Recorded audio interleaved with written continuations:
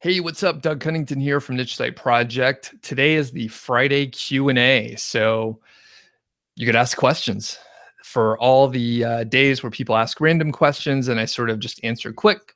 Today is the day that you can ask your random questions, and I'll answer them.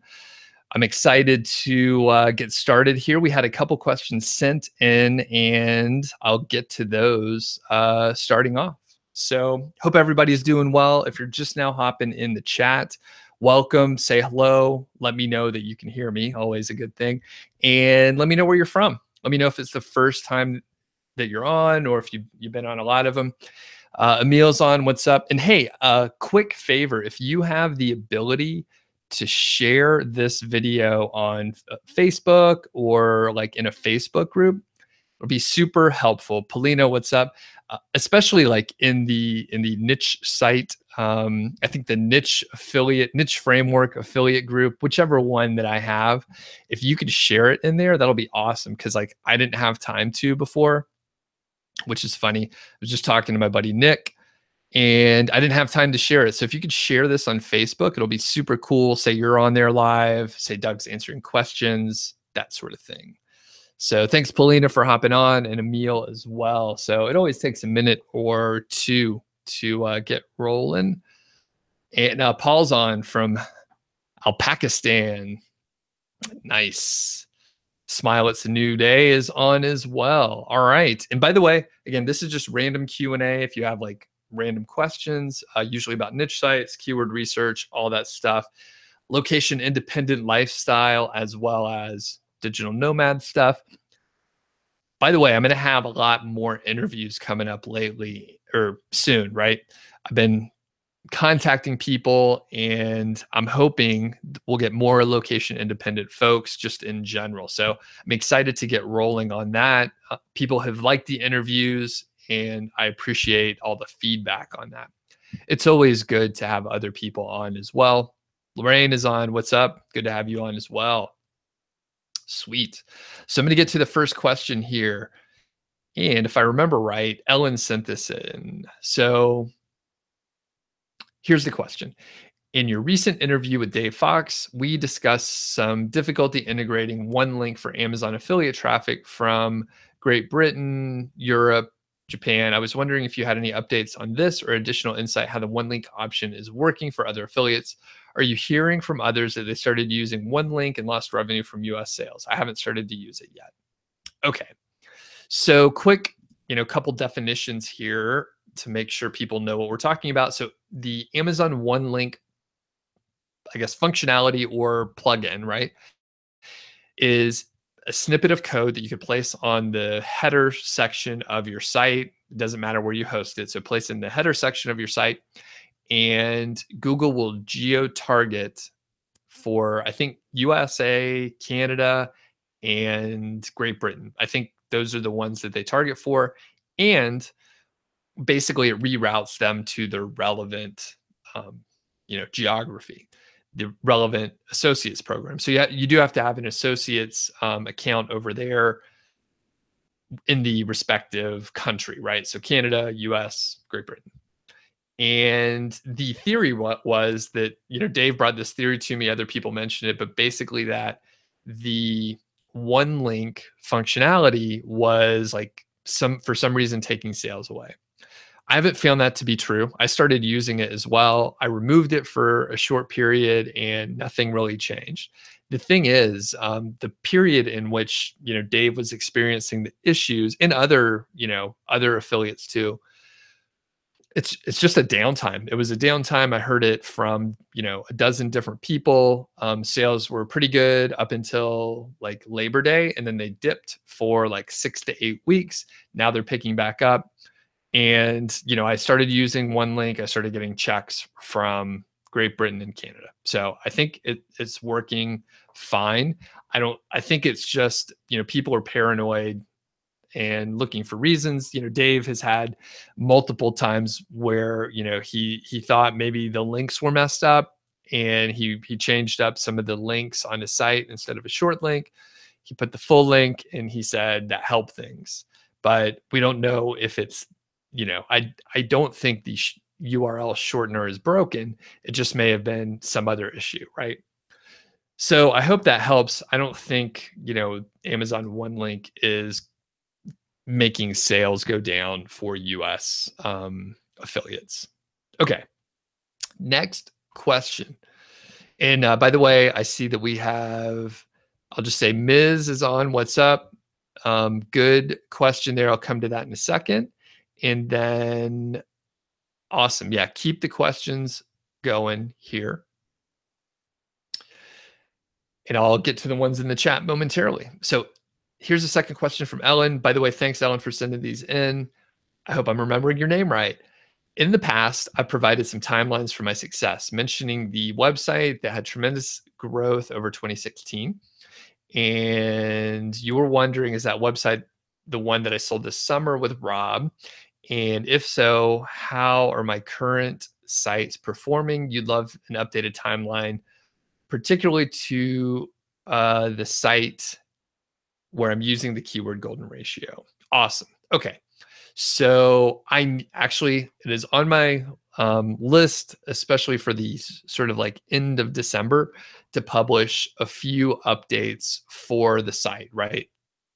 So, by the way, the site that Rob and I sold is different than the one that had tremendous growth with the keyword golden ratio. So I may need to highlight that, but the site that made 19,000 in November and then 32,000 in December of 2016, that's the one Rob and I sold. And we sold that back in June. If you haven't heard of that, it's called Project Go White Hat. And you could find a 12-part series of blog posts on Niche Site Project. So if you just go there, you should be able to find it pretty quick. It's called Project Go White Hat. The site that I covered a lot with tremendous growth in 2016, and I'll give you the raw number. So in January of 2016, the site made $100. In December of hold on, let me calm down for a second. In December of 2016, the site made $14,800 or so. The site continued to do well in 2017. It took a dip in earnings in general because of the commission rate change on March 1st of 2017. And right now, traffic is at record highs. I've been adding a lot of content. The thing is, I don't have enough data to share yet. So that's why I've been slow to publish it. And you'll notice that I'm a person, at least now, over the last couple of years, I'll test a hypothesis and try to get, some relevant case study data before I share what I'm doing. So other bloggers will share what they're doing at the time that they're doing it. They don't know if it works or not. And then they'll come back later and say, oh, by the way, that didn't work. I'm having issues for X, Y, and Z. Here's how I'm trying to fix it. I tell you the stuff that works after I test it, and other people do too. So that's a big distinction. I'm trying to tell you stuff that works, not my hypotheses that I'm not sure about yet. So just keep that in mind. And yeah, an update will be coming soon. So by the way, I see we have a handful of people on. By the way, if anyone has the ability to, I mentioned it earlier, if anyone has the ability to share this in a couple Facebook groups that I'm associated with, that would be great. I didn't have time to before, and just curious if other people share it, if it helps at all. So if you have the ability to share it, like in the Niche Framework affiliate marketing group, that would be fantastic. And let me know if you do in the chat. Okay, so Ms. asks, how much money do I pay for 1,000 words? About $14 to $15 or so. The Furman UK says, I use Genius Links for geo-targeting. You notice they recently added an option to uncloak links and only process when clicked, just in case of Amazon terms of service violation. Cool. That's good to know. I didn't know they made that update. Genius Links, they're good folks there. And, I think, they provide a good service. Okay. So Polina says, someone put in an iframe, put your site in an iframe on the site. What can I do about it? You tried to contact him via email and no response. So contact the hosting company and file a DMCA with them. And if he doesn't respond in a few days, they'll just take his site down. So, and that's what I would recommend. I would email someone, but if someone is doing that, I maybe wouldn't even email them because they're essentially unethical, right? Like, why would they even negotiate with you or listen to your reasonable response, you know? So I would just contact the hosting company. What you should do is you can use like a reverse lookup for the domain to find out the hosting company, and that's how you track that down. You may have to use the IP address or find the IP address and then go to the hosting company, but there's a path in which you could find it. It's like a reverse domain lookup or something like that. It should just take you a few minutes, and the DMCA is pretty fast to file too. It's usually about 10 items. And if it's on an iframe on his site, then it should be no problem. They'll lock that down pretty quick. Tom, what's up? Good to have you on. And KVT says, can link building from forums and blog commenting alone help SEO for a niche site? Yeah, that would help, especially if there's traffic coming from those links. That's kind of the holy grail. Lorraine says, you notice that best of posts are ranking better than how-to articles for me. Is that a common theme with the keyword golden ratio method or just my niche? I don't know. I haven't noticed a trend. And since I don't know your niche, I'm not sure, but it could be. Ms. says, do I use content builders like Thrive Architect? Oh, I'm so glad you asked about that. If yes, then which one? The answer is no. I hate content builders. I specifically dislike the Thrive Architect as well. If you go to my channel and you look up like Thrive Architect and Thrive Content Builder, you can hear me talk about major issues that I've had. Frankly, those are slow and bloated. Even the very best ones are a pain to use. I haven't used them all, granted. And you really don't need to like make things that fancy. Simple is best, especially if you could execute on like getting content written and getting links. Like as long as it looks clean, it should be fine. So I don't like those content builders. People end up wasting a lot of time on that. Okay, Ellen, what's up? Yeah, glad to help. Polina says, you started your site 4 months ago. Some people tried to contact me and wanted me to put a link to their site on your homepage, and they'll do the same. Should you do it? Probably not. That it's okay to have like some reciprocal links from like domain to domain, but if they want a homepage link from you because that's like the best thing for them. But if you put a homepage link on their site to your site, that is a reciprocal link, and it doesn't cancel it out, but it does look a little funny, right? And then you're associated with that site. Obviously, they're asking a lot of other people to do it. So I would say no, don't do it. Smile says, what theme should I use? That is that of Amazon or others? I'm not sure what the second part means, but what theme should you use? It doesn't really matter. Use whatever theme that you want. There's no best theme. If someone is telling you should definitely use like Thrive or Beaver Builder or Elementor or any of the others, which I don't even know the name of, I bet they're an affiliate, right? So you have to look at the incentives of why someone is telling you that you should use a theme. Thrive is a classic example. They have some very big affiliates, people saying, hey, you really need to use it. It's the best because of XYZ. Sure, they have valid, logical reasons that they could give you, but they're also affiliates. So you have to understand why someone is saying something. If you question their incentives and why they're telling you, then they lose credibility, right? Is anything that they said true? So I don't know. Turns out it doesn't really matter what theme you use. I suggest you use the theme that you already have, if you have one, or that you know how to use well. If there's a theme you already know how to use well, go with that. And let's see. Yath, what's up? Good to have you on. Polina says maybe I should ask to write a guest post on my site, and they'll do one on their site instead. Yeah, that would be better. It may be better if you just like, I don't know. You could trade guest posts, and that could be slightly helpful. Still, you're associating with a site in which they're just asking for homepage links, and that's not the best thing in the world. I mean, give it a shot. It's not going to be like terrible if you do it. So, KVT says, "What do I think about 301 redirects?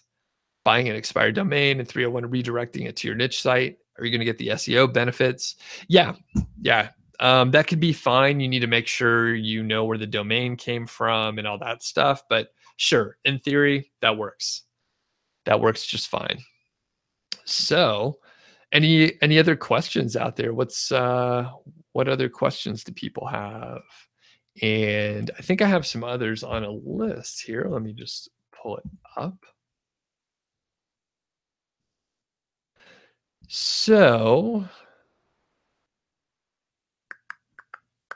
I'm waiting for other questions.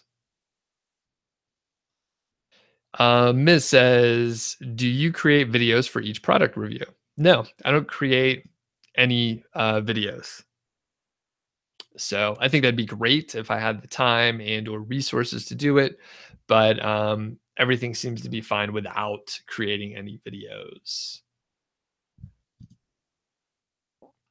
All right. Waxy says, oh, appreciate it. Good to have you on. How many articles do I need to start my site? You need just 10 is what I recommend.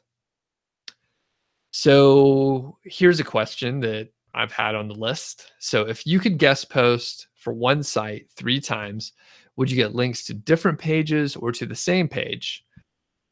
Do you think linking 3 times to the same page from the same website would yield diminishing results, or would it send a spammy signal to Google? Basically, I would take it, if you could guest post 3 times from a good site, I would do that. And I would say get links to different URLs, different pages. If you link to the same page, it's probably not going to be as valuable as if you link to different pages from the same domain. All right. And KVT says, can you suggest a way to beat authority site articles? So make your content, better and longer, more thorough, and then get more backlinks than them. And that should start putting you in the right direction. Additionally, like not just, backlinks, but better backlinks. If you can get better backlinks than what they have, then you should indeed, be able to get ahead there. It may take a lot of time, right? So it could take quite a while depending on, what you're working on. Look into the sky says, how long should you take to build a relationship before pitching a guest post?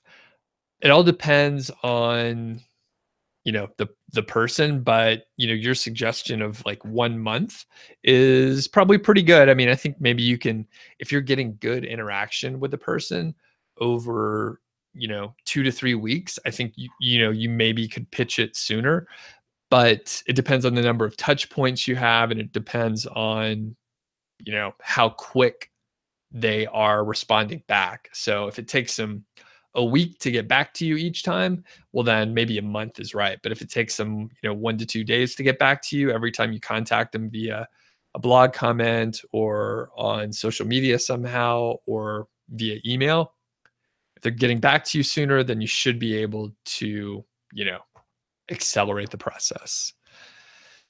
And Look Into the Sky says, you just build the relationship through blog comments.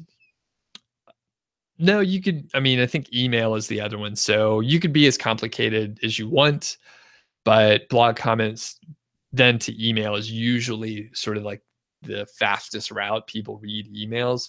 If you wanted to, right, you could share their stuff on social media, and that's another way to build, goodwill and, get their attention. So, and very good.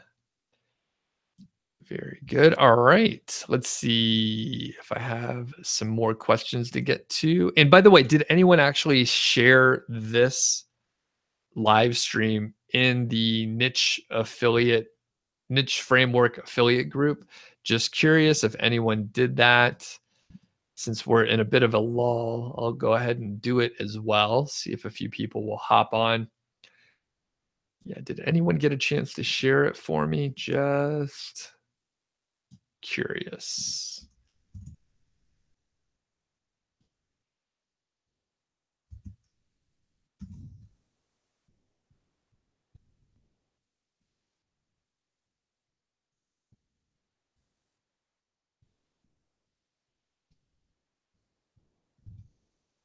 Live experiment. Okay, KVT just did. All right, nice. I did too. And there's another group I could share with real quick here since there's a lull in the questions. Funny, there are more questions, more random questions when I'm not taking them, which is funny. So,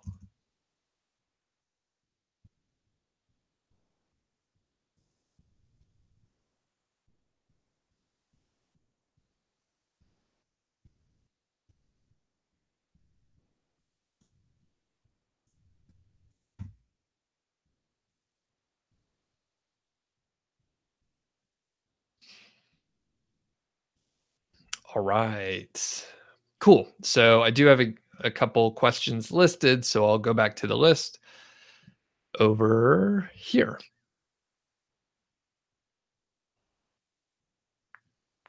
Okay. So here's a question. I understand that you blog comment, and this actually goes well with a previous question. I know that you comment on blogs that I want to guest post on, and that I mentioned that I guest post under a pseudonym. Do I also blog under that pseudonym? What about when you contact them by email? Is it under the pseudonym? So it doesn't matter, right? You can do whatever you want. You can like you could use your name, you could use a pseudonym, you could use, just the name of your website or the persona that you develop. It doesn't really matter that much. So, I mean, the point is you want to be building a relationship, and you also want to not have like pure affiliate content on your homepage. So that's a big mistake that I see. A lot of the done for you sites do that. There's just affiliate content on the homepage. It's very old school. That's, what when I first started, that's what people were doing, and that was in 2013, right? So we don't do that anymore, because if you approach someone and you just have affiliate content on your homepage, then they think you're just an affiliate marketer and they don't care much. Now, the thing is, if you want to, build a relationship, it is good to have a picture, right? It's good to have a name. It's good to have a strong persona on the site. And you know, that will make a big difference in your conversion rate. Okay. Which leads us to the next question. Look Into the Sky says, what is my conversion rate with guest post pitching? So it depends on the campaign, right? It really depends on the specific group that you're targeting. So I've done many campaigns through like my old guest posting service. Um, I've done campaigns associated with Project Go White Hat, and it ranged from, cold outreach, right? So cold outreach from, 4% or something like that, 2, 3, 4%, maybe 5%, to, cold outreach 10% of like the number of people or the number of people that I emailed, 10% ended up with guest posts up to, right? So as I've honed my, sort of process and what I'm describing to people nowadays, which is far ahead of I think what other people are doing.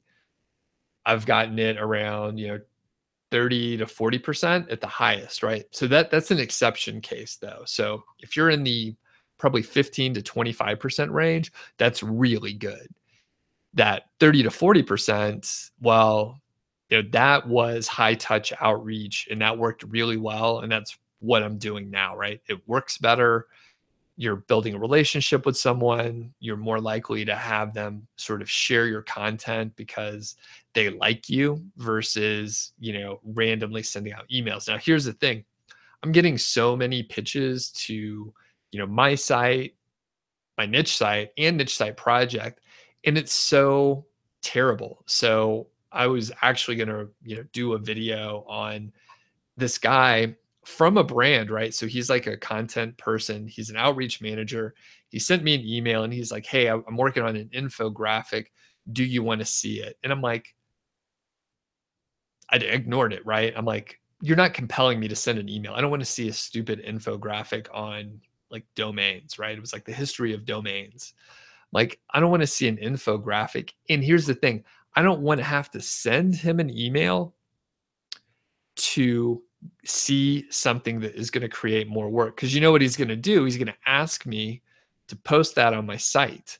So here's the problem, right? He has like some automated email system, right? So he's sending reminder emails every 3 days. "Hey, just wanted to make sure you saw my email." And I'm like, "You're clogging my inbox, dude. I don't even know who you are. And you're asking me for stuff. You're creating busy work for me. And at no point in any part of the process am I getting anything out of it." He's just kind of a jerk. And he's like asking me over and over again. And here's the thing, I even like one of the replies back, I was like, "Hey, man, I don't really have time. If it's a good infographic, I'll share stuff, right? I'll share it with my audience because it sounds kind of interesting and it's no sweat, I'll share it on Twitter or on Facebook or whatever."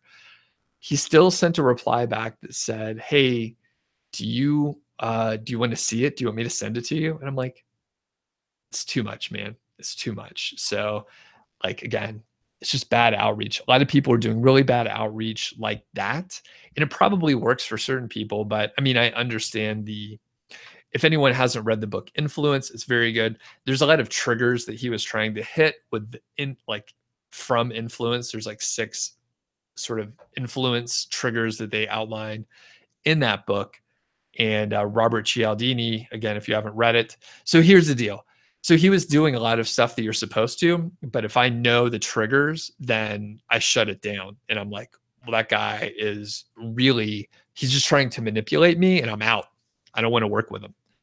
So, okay, I went on a rant. Sorry about that. The point is, your conversion rates will vary greatly, and it depends on the sample of like, basically prospects that you're working with. So if you can tighten up your prospects at the top of the funnel, right, then it'll get better at the end. So sometimes you pick good ones. You do need to test, right? You have to go through and see, like, does this set of bloggers respond to this type of pitch? Do they want to be contacted a lot? Are they active on social media? Do they want emails? Are they savvy about link building? Like, you have to understand how to find those prospects. Okay. Ms. Anel says, should we create tier backlinks? Sure. That will definitely help you. Nick says, what's up? Good to have you on, Nick. Does the length of the post that you get your backlink matter? You know what? I usually try and match what they have on their site, first of all. If they say that I don't care, then I'll probably aim around 1,000 words. So it's not too short. And there's a chance, like, if that post can rank for anything, that is going to be a better link than if it doesn't rank for anything. Further, I've done some that are like 2,000, 2,500 words, like pretty long because I had a lot to say, maybe a lot of images, like stuff like that. That's perfect, right? Like if you have something that's actually helpful like that, that's like best case scenario. I have had a couple guest posts where, they said, I don't want anything longer than 400 words. So you have to adhere to their guidelines. But in general, I aim for like 1,000 words. So look into the sky says you've gotten your first two guest posts with the tactics, but it's slowing down now.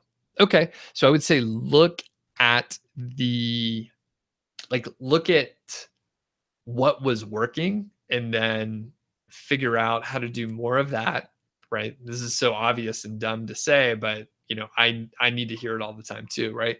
So look at what's working and then do more of that, and then look at what's not working and do less of it. And then you'll hone it. And the thing is, like when I first started guest posting, it was like what you said, like it did well at first and then it got harder. So, and by the way, like if you I had a guest posting service a while back, and the interesting thing that happens is people, if you do a good job, they'll want to get more links from you. Great. They'll want to work with you more, and they'll want a discount for bulk. Here's what happens. It usually gets harder to get more guest posts the more you do for a specific campaign, because you like have those early prospects that maybe worked out well, and then you're starting to like go to like the less likely, the harder targets, and you end up with an issue because you're giving your client a cheaper rate because they're buying in bulk, which is nice, right? That you don't have to find new clients, but it's also taking more work for every single guest post out there. Now, if you have like a private blog network service, it's probably fine, right? The effort doesn't necessarily go up with more links. Your profit just goes up and that's good, but the math sort of falls apart. I think it's more like a real, like if you're starting a company and you hire a bunch of people, you're going to have like your efficiency is going to go down at certain points in time. Like it may go up for portions, but in hopefully people understand what I'm talking about. But let's say I hire an assistant and she's helping me with 5 tasks, and it helps me like focus on this stuff that only I could do. Perfect, right? And that's a smart idea. I'm literally doing that right now.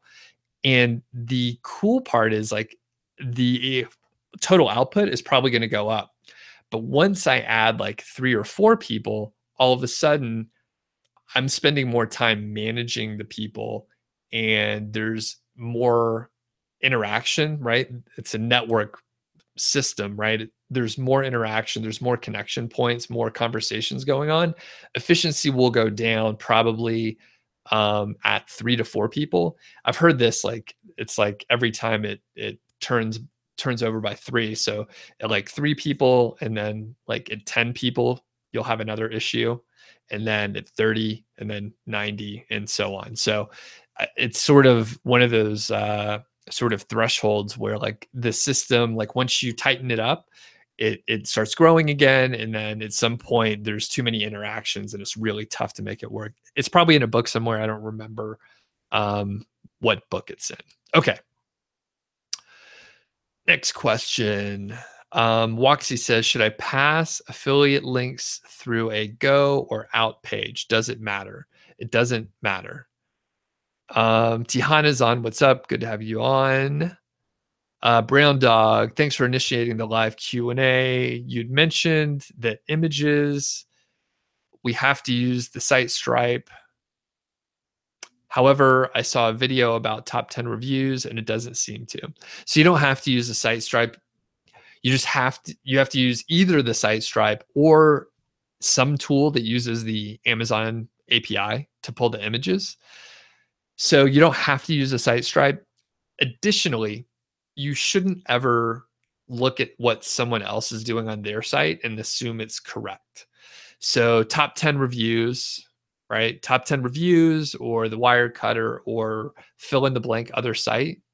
They could be using a whole, they're operating under a different operating agreement, a different terms of service. You shouldn't assume that everyone has the same rules as you. Or if you just find some random site and you see they're pulling images from all over the web, that doesn't mean that they're complying with the terms of service. It just means they're getting away with it. And I would suggest like following the terms of service.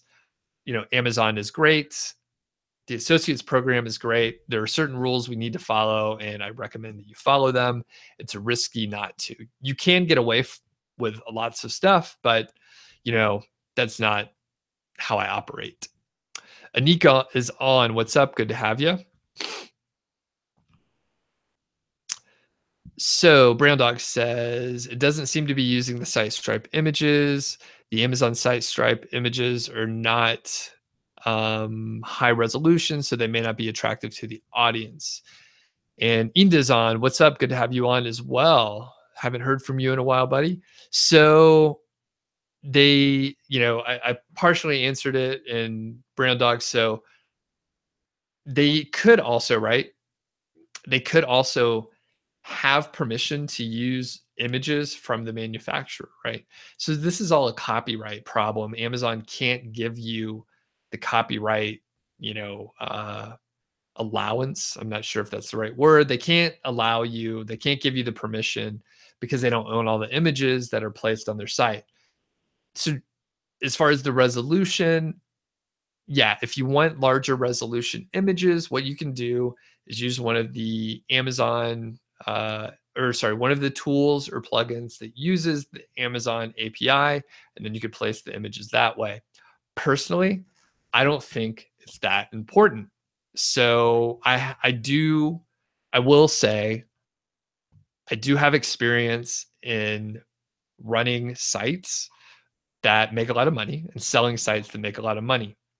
The images matter less than you think. So I understand your concern about being attractive to the audience, but I think there's a lot of other things that matter more. Yeah, images do matter, but you don't have to have the image of the specific product, right?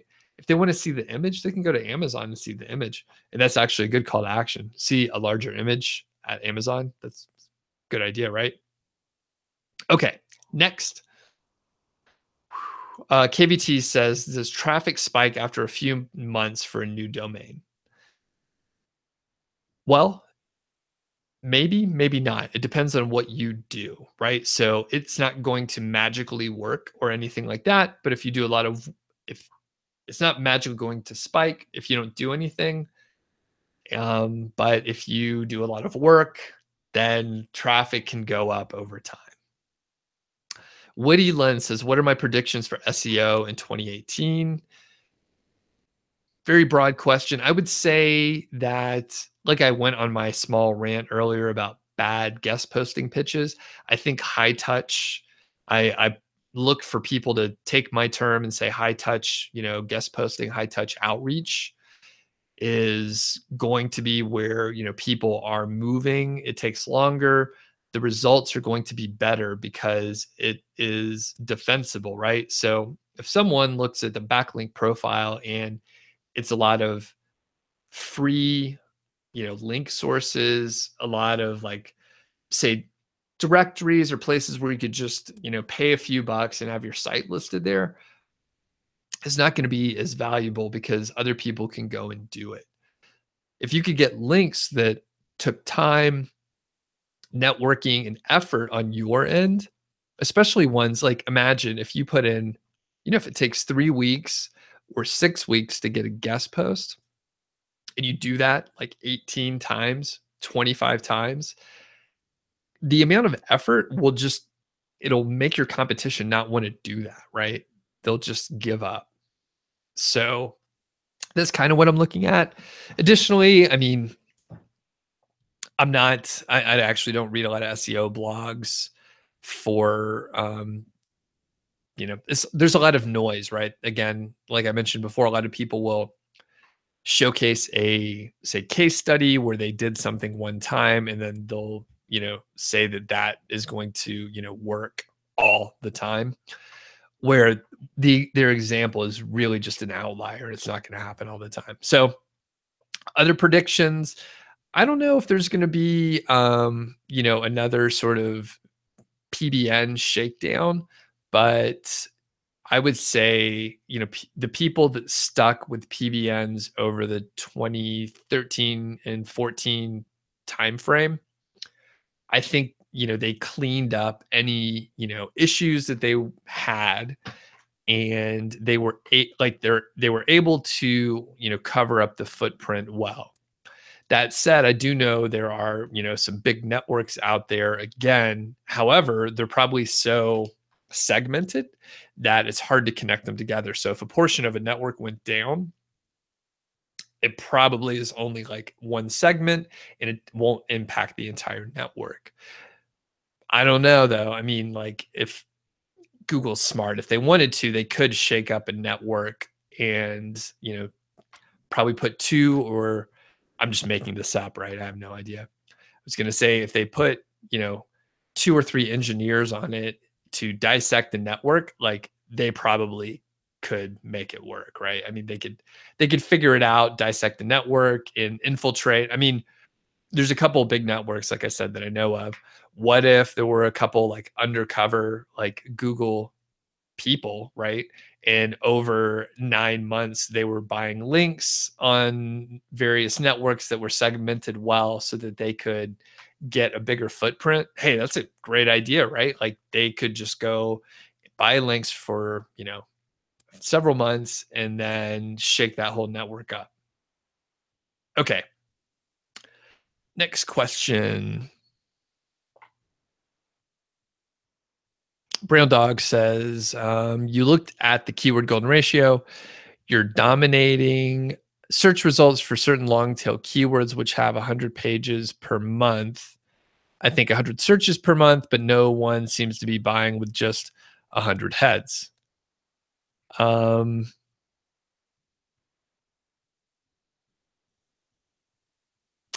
Okay, so that's just a statement, I guess, no question. And Nick mentions that user engagement metrics. Yeah, yeah, good call. Time on page and page views are becoming more important. Yeah, I would think so too. Yeah, good call, Nick. And you know what? I usually, maybe I should, that's a good like predictions for SEO, predictions for niche sites. Maybe I will put that on my list to think about.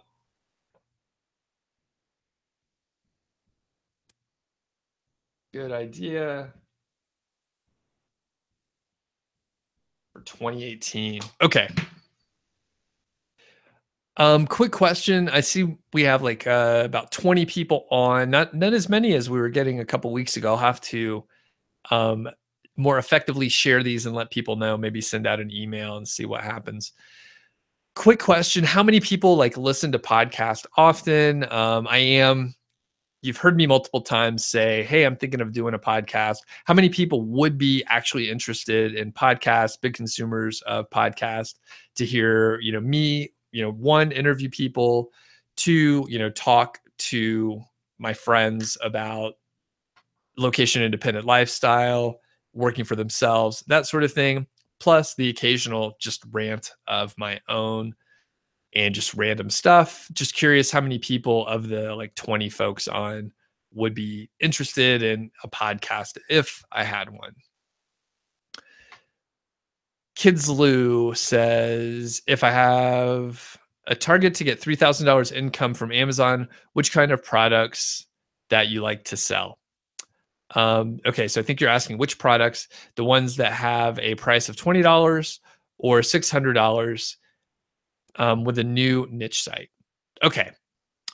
I would probably, if those are my only two choices, I would probably go for the $20 item. However, I would probably look for a set of products within a niche that has a price range between 20 and 600, with the sweet spot being about 100. So I would probably go for neither of the options that you provided me, but somewhere in the middle. Okay. Brown Dog says most of your traffic comes from Facebook groups. So that just shows you that the traffic is from Facebook. Is there any way to find out which group is giving more traffic? Oh, I don't think so. Not that I know of. You would maybe have to. I'm trying to think how I would do it. I would probably, if you have an email list, which I don't know if you do, but if you have an email list, I would just email individuals and say, like, hey, what Facebook groups are you into? And see if you see a trend. And I bet you could figure it out that way. Okay. Next is Wesley is mentioning, I'll bring in a lot of listeners with podcasts. Cool. I do think that's true. If I do it, you'll recommend getting set up on Alexa since that's where people's attention is going to. Okay. Interesting. Interesting. Brown Dog says to my comment about podcasts, interviews are useful as it shows the human side. If I talk more about failures, it would be good. Cool. Yeah, I do try to highlight like that part in some of the interviews, not all, but some of the interviews. And then for myself, I think I actually mention that stuff fairly often. So good insight. And I think I realize that a lot of people they say only watch YouTube. Like currently, I'm watching more YouTube because I'm at the gym where I have Wi-Fi and I can like watch like YouTube videos, and it's fairly quick, a little mindless, kind of distracts me a little bit, which is nice in the gym. I used to listen to a lot more podcasts while I was outside walking, but now most of the time, probably like 80 to 90% of the time, I actually just enjoy going out walking versus like listening to too many podcasts. Interesting sometimes, but it has to be just the right, you know, sort of content. And if I don't like a podcast, I used to, listen through the whole thing just to get closure. Now I'll delete it. I'm like, I don't care. Like I don't have time to listen to new stuff. KVT says you saw someone posted on Facebook that he was getting traffic from Pinterest. What do I think of Pinterest traffic? Are they worthwhile? Do they convert? I think Pinterest can be great, right? You can get a huge amount of traffic if you like the Pinterest ecosystem. It can be great because you're not going to I mean, it's rare that you'll accidentally do really well on Pinterest. It takes work just like anything else. There's a whole SEO side to Pinterest as well. Is it worth it? Do they convert? That I'm not sure. I don't have firsthand knowledge, but I know some of my friends are very big on Pinterest with like hundreds of thousands of followers. And again, it takes work. It took years to build up such a following. And I know that if you're just comparing like pure SEO, organic traffic, targeted traffic from Google versus Pinterest traffic, Pinterest is not going to convert as well. Like you're going to have a higher conversion rate from the organic SEO. In general, people are not on Pinterest to shop. In general, some people are, but in general. Ellen says you would listen to the podcast, but if it's the same content that I'm on YouTube, then you're fine consuming it through YouTube. Okay, cool. And I think I am I am trying to figure out the best way to like repurpose content. So I think like the interviews in a lot of ways would be like very transferable over to a podcast. If I'm doing a site breakdown, obviously that's not going to become a podcast episode. The other part is I have a lot of, written content on Niche Site Project where I could, repurpose it into a pretty nice like series of podcasts, right? So for example, link building, right? I could do a, 6-step link building plan where I have written content on that, I have a video on that, maybe multiple videos on that, and I could put it into, a podcast series of 6 episodes that are bite sized where it would be a little bit different. And of course, my thought is to have those as evergreen as possible, you know, without having to, redo episodes in the future and that sort of thing. And Eda says a podcast is good as long as it's highly focused on one topic. Okay, good to know. And Wesley says, "Would I do podcasts live? There's a growing market on Twitch. Check out the live site or the live chat category." You know what? I hadn't thought of doing them live, but potentially, right? They're the cool part about doing these live sessions is the production time ahead of time is low-ish, right? So they are better if, say, I have a set of questions, if I thought about what I was going to say beforehand. This particular session took a little while to get rolling. There were fewer questions in the beginning. It would have been better if I did a little more production ahead of time instead of just rolling up and starting to talk. But live is cool because you also get interaction like this. But then there's also, the fact that it's people will accept more flaws in the live version versus if I do like real podcast episodes, it needs to be tighter. So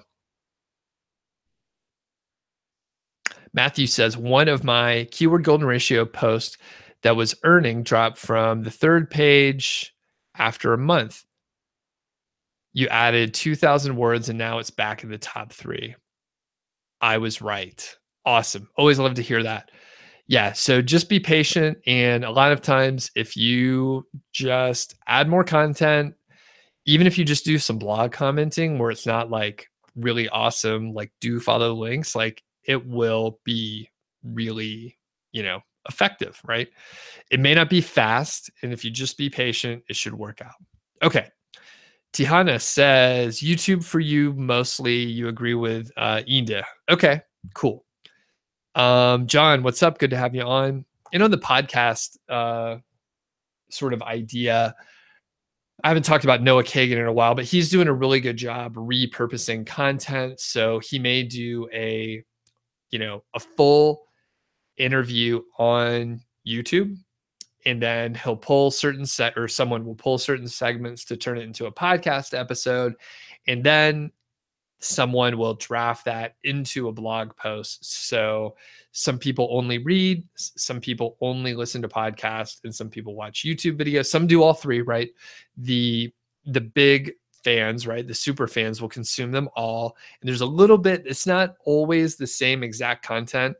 With a blog post, you can be a little bit more verbose with like step-by-step items. And sometimes, if it's a how-to or some sort of tutorial, it may be great in the written word like that, or as a video, terrible as a podcast, right? And some podcast interviews would be pretty boring as a blog post, right?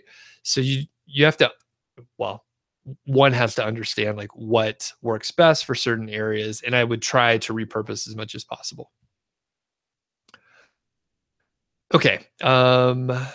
As far as the podcast idea, you'd like to hear about how people struggle at the beginning, like how much they have to spend to start their first sites, what should be avoided, and so on. Brown Dog says about the Facebook groups, is there a technique where I can share URL with a different token on groups, and when they use it, I could direct them to the main URL? Yeah, you could just do like a bit.ly link. So if there's a bunch of like link shortening services out there. So if you're actually sharing them, then yep, you can indeed just like place them so you could track them. So yeah, you could do that. Nikita, this is the first time watching live. Awesome. Thanks for joining in. Glad to have you. And thanks about the other videos. Let me know if you have any questions, Nikita. Wesley says to look at open broadcast software for going live. I could do overlays, images on these live videos. An easy way to overlay my web URL or frequently asked questions. Cool. If you send me an email, Wesley, about like what to even look at, I'm sort of overloaded with things that I should do, right? Like there's tons of stuff that I should do. And, when I step back, I should probably be working on, doing better building my email list, not doing overlays and images on these videos. So like it could raise the production value, but for me right now it's probably better. I mean, if anyone has been watching or knows me like over the years, I've constantly talked about the email list growth, and it's slow and steady, and I want to like make it a little bit faster if I can. So the OBS stuff, it sounds interesting, but not particularly helpful. Brown Dog says, fourth question, if I update significant content on your blog post, will the search engine, Google, update its index with the significant new content? Yes. Yes, it will. You can also ask Google in the search console to fetch it after you make the update, and it'll fetch it and then re-index it in like a minute. So yeah. Facilitate says, what do I do about taxes? So pay them and don't try to get a good deal on taxes, just pay them. And that's what I do. And then if you have more than one affiliate site, you set it up as an LLC. I don't bother with that, but if you have, if you have a reason to, then you could set up each of your sites with separate LLCs. One of those reasons could be to silo risk. So you could have an LLC for each one of your sites so that each one of those stands alone. They have a separate Amazon tracking account and tracking, or I guess an Amazon Associates account. And if there's an issue there, then it doesn't impact anything else. That could be very important.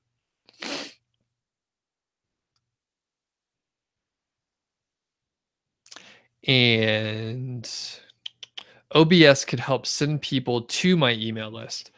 Right. That could be good. Yeah. That would be the only thing just in general. And you know what?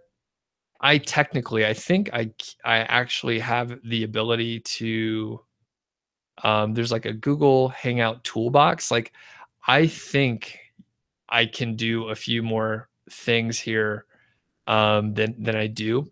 But again, I'm just trying to get the content out versus and Wesley, it's a good suggestion. If you make it super easy, then I'd be interested, but I have low interest in trying to configure stuff. Okay. Yuta, you're here now. You're late. Good to have you on. And any update about the January affiliate course? Nope, no update. Wesley says, how difficult is it to sell a website through Empire Flippers? It's super easy. Very easy. Lorraine, any advice on getting your post to show in the snippet result number 0 in Google? Make sure you have tables, right? So have a table, have a bulleted list, and have a numbered list. And if you're going to be in the featured snippet up there, it's probably going to be one of those things. The other part is to have, good visitor metrics, right? So if you have good visitor metrics, then that is probably going to be a good thing.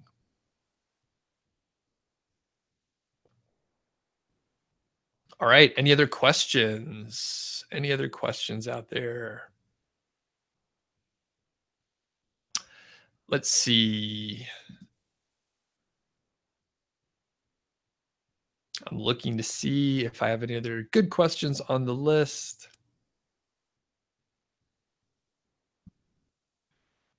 All right. Nikita says, I'm almost finished setting up my first site and you're starting to write content. How does this sound to start? 5 individual review pages, 1 ultimate guide, and 4 KGR type posts. Sure, that sounds fine.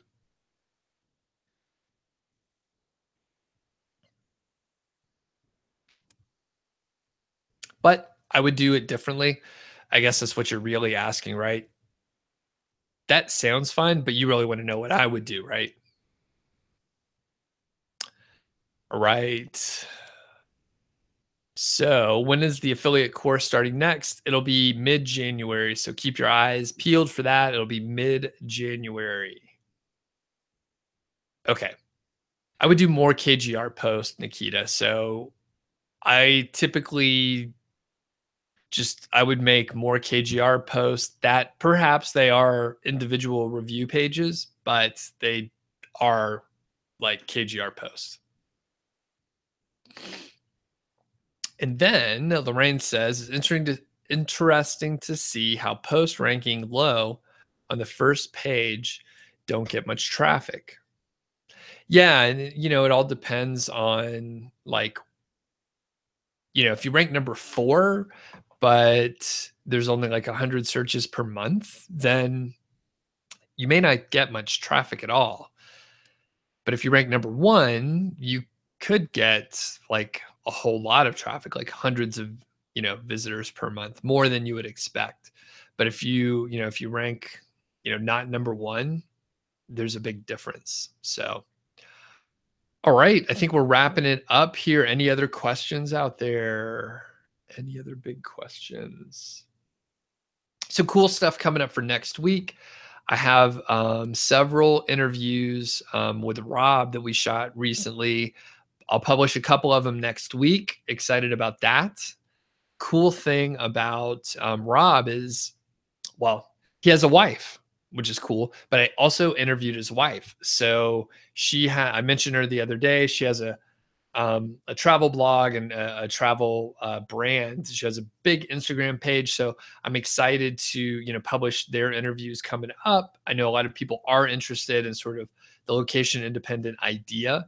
And I hope, those interviews, a lot of the topic is around that location independent lifestyle. Okay. Facilitate says, have I ever targeted the most competitive keyword in the URL and then target one of the KGR terms, keyword golden ratio terms in the title tag? I maybe, but not intentionally. That sounds like an interesting idea. So Inda says, do I experiment much with affiliate sites or follow a structure? I I don't experiment a ton, but like I don't experiment a lot with multiple sites, but I have things that I try on like a few sites that give me insight to, um, what may or may not work. And I give things a lot of time. That's the other, kind of the point that I was making earlier. Next is Kids Lou says, do I think bounce rate affects SEO? Yes. If so, do I think um, by do you think by Google CTR click will help? I'm not sure what your question is. Brown Dog says, I had a gift guide for Christmas 2017 for the disabled. Is it useful to create a YouTube video where I just show the article and have your commentary? People may be searching on YouTube also. You don't have all the products, so you can only show them the article. Sure, that could help. I would suggest even just doing a talking head video like this so they could see you. Like having the personal stuff is probably important. You don't have to be on camera the whole time, but if you're on camera some and you show the article some, that's probably good because they'll personally see you talking about it and you can say, oh, I don't have this one, but here's some of the things that I've learned by researching this product, blah, blah, blah. Lorraine says, does niche site suffers from high CTR? I mean, most people just see the review and exit. Again, I'm not sure what that question means there. Um, okay, I'm going to wrap it up here. Any final questions? Get them in here in the last minute. These um, these are getting harder to understand. Okay, Kids Lou says, sorry, I mean service that provides SERP click to decrease your bounce rate. No, I don't think that'd be helpful. I mean, basically anything if you're going to like buy to manipulate anything, it's not a long-term fix. If it helps you in the short term, it's probably a short-term gain that's not helpful in the long term. So I would avoid it. However, I've never tried it. So if you're interested, give it a shot. Let me know what happens. It sounds like a bad idea in general. Okay, Lorraine says, does niche site suffers from bounce rate? I mean, most people just see the review and exit. Again, I have no clue what you're asking. Okay, you rephrased it.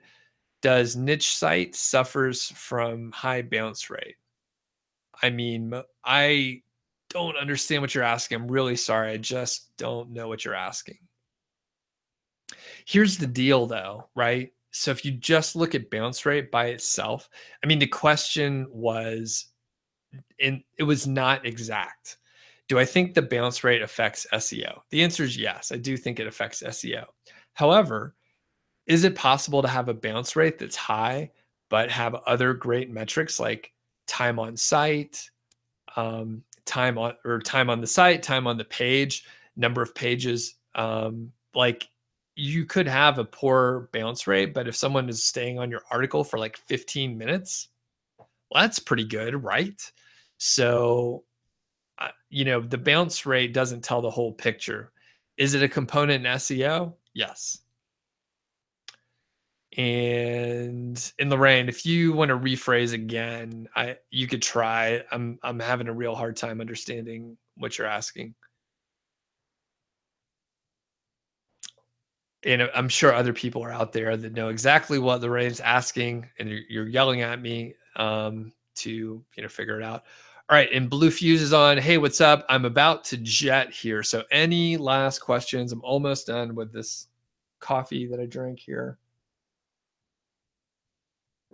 and that marks the end. Any last questions? Any last questions? Okay.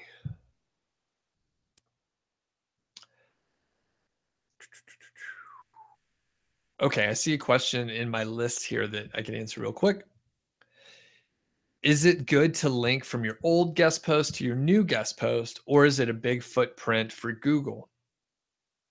I think that's a great thing to do. I think as long as you have a nice diverse set of guest posts and sites that you're linking from, I think that's great.